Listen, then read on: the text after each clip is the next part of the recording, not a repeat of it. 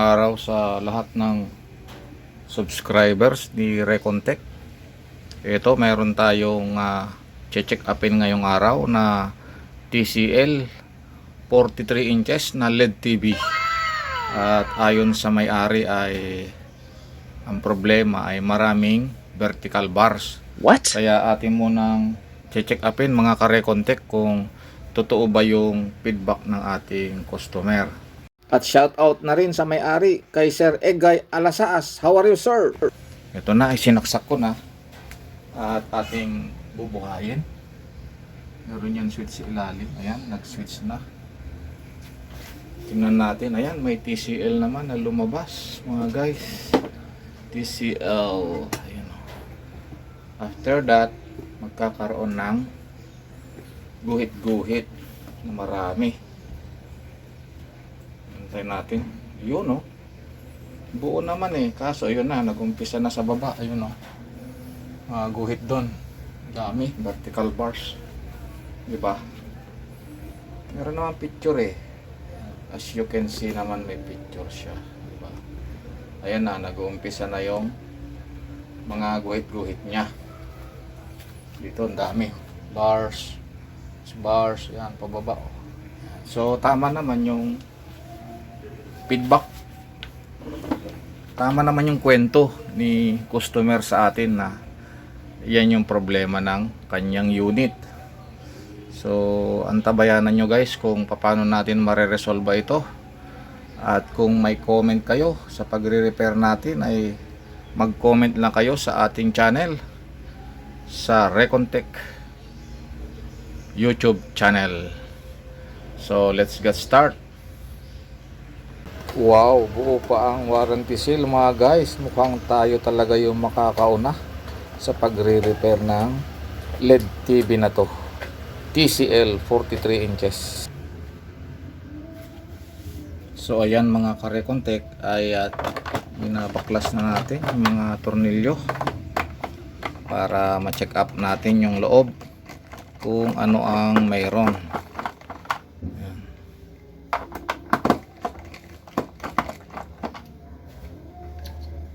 At tayo pa lang ang nauna na magbubukas. Ay kahiya-hiya naman kung hindi natin magagawa ito. What? Sana ay mahulaan natin yung problema mga guys. Mahulaan natin. Manghuhula. So ayan, tuluyan na natin na binutas yung warranty. Warranty seal. Ayan. Okay. Tanggal. Ayun oh. Wow.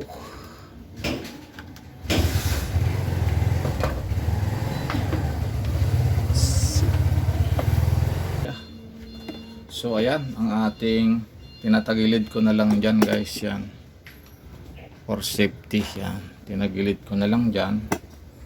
So meron siyang T-con board. May T-con board siya. Ito. T-con board. Ito yung motherboard saka power supply pinagsama. At yung top board, syempre nasa ilalim yun. At may wifi module dito. Yun o. So smart TV. Smart TV na to guys. So ayan, mukhang matagal na nga yung TV na to guys. Ay marami ng elekabok. Kaya imekos muna natin para lumayas yung mga kamalasan. Ayan. Hindi man natin magawa, malinis naman natin. Matuwa man lang yung may-ari na hindi mo naman nagawa pero nalinis naman. Diba? So ayan, basic. Ganun din tong motherboard nya. Atin ding imekos saglit. Wala naman tayong problema sa power supply kasi nabubuhay naman siya. So most probably dito tayo sa T-con magko-concentrate mga guys. I-measure natin yung mga voltahe dyan. I-measure natin.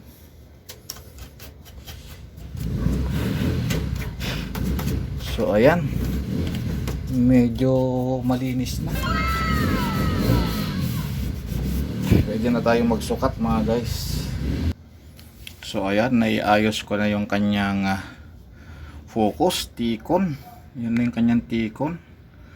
Magbe-basic muna tayo. Ito yung mga measurement ng voltahe, kung anong mayroon siya dyan sa mga voltahe nya.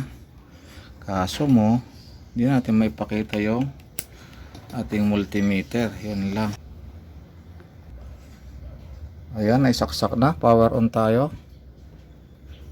Yun, nilaw na. Ano ba makita yun, no? Nagbe-blink na yung kanyang ilaw doon. Nag-blink na. Yun. Nag-blink na. Yan. Ayun, umilaw na yung kanyang backlight. So, magmi-measure na tayo. Una natin i-measure ay yung B-in. So, measure natin yung B-in nya. Naka auto tayo, DC. So, ito, B-in ay 12 volts in. Wala dito. 12 volts in. Wala. Naka-hold. Lastik. Sorry. Ayan. Panibagong sukat tayo. Dito sa fuse. Ayan. Meron tayo 11.9 guys na pumasok. So hanapin natin yung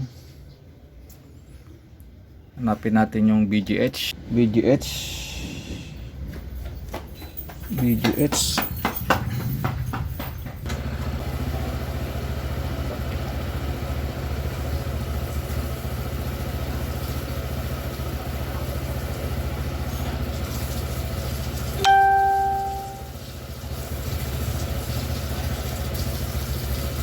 Medyo maingay ang kapaligiran dahil sa ulan mga kare-konte. Dicom 16.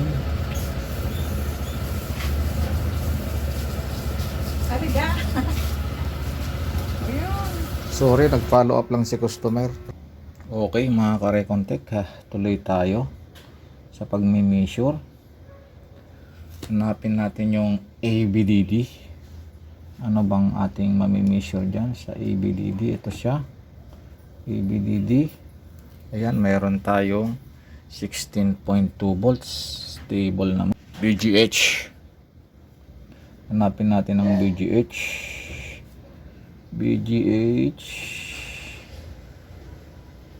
Andyan o, ayan, BGH, nakita ko na, measure tayo, BGH. Ayan, meron tayong 29, pasok, 29.8 ang ating BGH.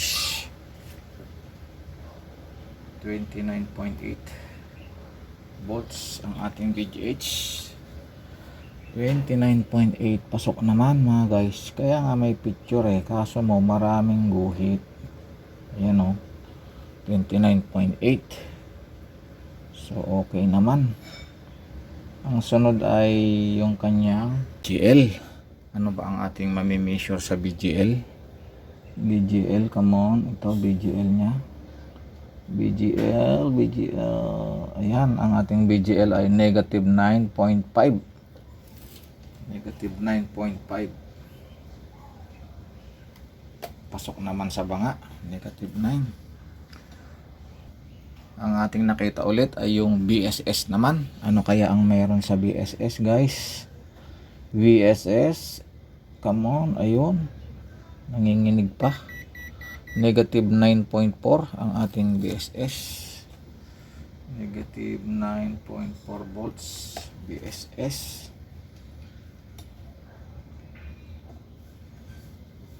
Tingnan natin yung kanyang 3.3 volts.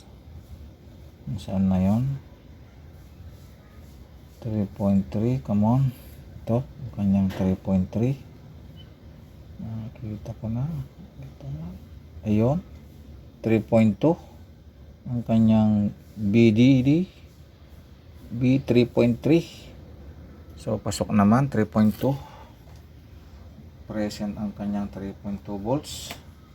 So dito mga guys ay nagtanggal tayo ng kaliwang cable, flat cable, at tignan natin yung maging outcome ng right panel. So ayan, marami pa rin guhit-guhit ang right panel. Subukan naman natin tanggalin yung kanang cable at ilagay naman natin yung kaliwang flat cable. Tignan natin kung anong maging resulta mga guys. Wait nyo lang at ating aayusin. Ayan yung nakatanggal sa ngayon ay kaliwa, di ba? Yan. Tapos yung right panel natin, maraming guhit-guhit. So ilagay natin yung kaliwang cable, flat cable, tapos yung kanan naman yung ating iaangat o tanggalin. Then wait nyo na lang kung ano ang magiging outcome niya. Siya ba ay matino? Buo ba yung kanyang video or pareho lang silang may guhit-guhit? Sige, sasaksak ko muna guys. Then ready na tayo. Ayan. Ayan na. Lumabas na ang TCL. Ayun, medyo ay wala din. May vertical bar na akong naaninag guys. Ayun oh. So pareho sila, both side ng panel ay may tama na. Ayan oh. May vertical bars din na pagkadami-dami mga guys. Anong pwede natin gawing solusyon dito ay tanggalin natin yung LC1 at saka LC2 na resistor. Ayan oh. Low clock 1 at saka low clock 2. Yan. Tinuturo ni Mr. Recontech yan. Atin pong tatanggalin yan. Then tignan natin yung magiging outcome. Sa kaliwang top board po ito ha. Ating itinuturo sa ngayon mga ka-Recontech. Kaliwang top board po yan. Tatanggalin po natin yan. So ito na. Natanggal ko na. Hindi ko na naipakita sa inyo pero ifo-focus natin. Bale, in-offset ko muna at isang resistor lang muna yung ating tinanggal, yung LC1. Then tignan natin. Uy, medyo tumino guys. Medyo tumino. Kaso mayroon siyang flicker. Ayan o, halata ba? Yun o. Indap mga guys. Indap siya. So, siguro mas maganda mga ka-Recontech ay tanggalin na rin natin yung LC2 na resistor. Tapos tignan natin ulit yung magiging kalalabasan. What? So ayan, natanggal ko na. In-offset ko lang pababa yung resistor ng LC2. Come on camera, come on. Pakita natin sa mga viewers natin. So ayan, medyo malinaw naman po. Ayan, in-offset ko lang po pababa yung resistor ng LC2. Pilit kong ipakita sa inyo. Ayan o, yan. Tinuturo na ni Mr. Recontech. Wala tayong hocus-pocus dito mga ka-Recontech. Reality lang tayo para makatulong din naman tayo sa mga newbie na katulad ko na nag-uumpisa pa lang. Ayan o. Then tingnan natin guys ang magiging outcome nito. Saksak ko muna. Then ayan, umilaw na yung kanyang backlight. Ayun, tinuturo naman ni Mr. Recontech. Then tingnan natin. Ito na siya. Oops. Medyo meron tayong hindi na ibalik na kable. Ilagay muna natin. Sorry. Hindi natin na-ilock. Okay, ito na. Wait nyo lang saglit. Ayan. Natanggal na po yung ayun, TCL. Tanggal na po yung LC1, LC2 na resistor dyan mga guys. At ito ang magiging resulta niya. Sa kaliwang panel po ito ng top board ha. Ayun o. Kuminis-kinis na siya. Ayan. Pwede na, di ba? Pero hindi pa rin eh. May napapansin akong kakaiba. Napansin nyo rin ba? Parang gagalaw-galaw yung kanyang mga video. Ayan, observe pa natin mga guys. Tsaga-tsagaan nyo lang sa ating pag-observe. Ganyan talaga ang naggagawa. Ayun no, parang kukurap-kurap. Sa bagay, uso naman na ngayon yan, kurap. Di ba?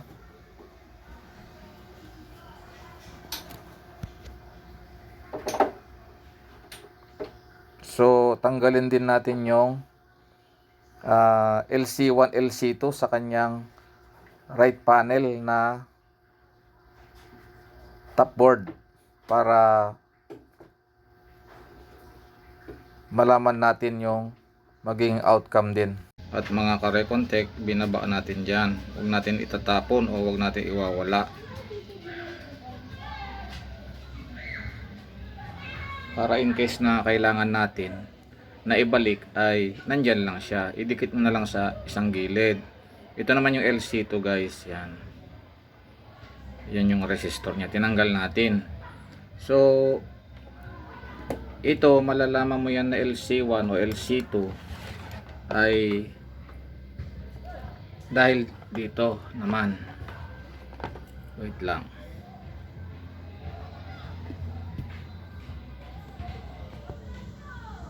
Ayan o. Ito kasi yung level shifter. Yung dalawang dot na yan. Yan. Yan. Magkatabi. LC1 at saka LC2 yan. Yan yung nagne-negative 7, positive 29, ganon. Yun. Dalawang yan. Pagkat nag-measure ka ng voltage dyan, yun yung makukuha mo. So, yun yung tinanggal natin. Tingnan natin yung naging resulta. Kabilaan na po yung tinanggal natin. Dito rin sa kaliwa ay tinanggal na rin po natin yung LC1, LC2. Tinanggal na rin natin yung LC1, LC2 dito. Come on, camera. So, ayan siya, yung nabilugan dyan. Yan. LC1, LC1, LC101, LC102, ayan, naka-offset na po yan. At yun naman ay nasa kabila, ayan. Tinaas lang natin doon. Pero dito natin yan tinanggal, okay? Ayan. Ngayon testingin na natin kung anong naging resulta. Sinadya ko mga kare-contact na madilim yung aking pag-testing ha. Okay, sinaksak ko na, ating pipindutin. Ayan, nag-blink na siya. Ayan na, meron na siyang TCL. Ayan, napaka linaw ng kanyang TCL. So, tingnan natin yung picture kung malinis na ba. Abang-abang mga guys. Exciting na part na to. Ayan, ang linis na. Oh, ha? Alright, ang linis na oh. May kaunting galaw-galaw pa. Pero kaunti na lang yan. Pwede na to. Pwede na yan. Okay, so alright mga guys. Testingin natin ng USB. Kuha lang tayo ng USB guys. USB. So ayan guys. After natin na ma-disconnect yung LC1 at saka LC2 both side ng panel, both side ng top board. So ito na siya. Tingnan natin yung kinalabasan niya. Ayan, power on. Ayun, nag-iilaw naman na doon sa baba. Ayan, may TCL na. Matingkad naman ang pagka TCL. Yun, apps.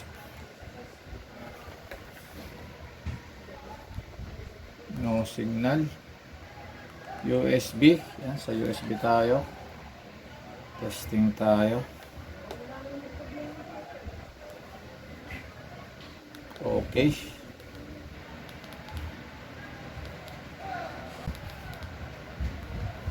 Yan, tapos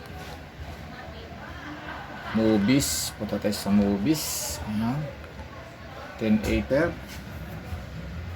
Avatar. Bohemian Rhapsody. Bohemian Rhapsody.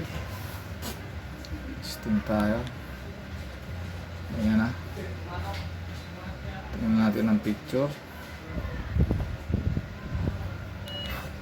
Oops. Ayan. Okay naman sa alright.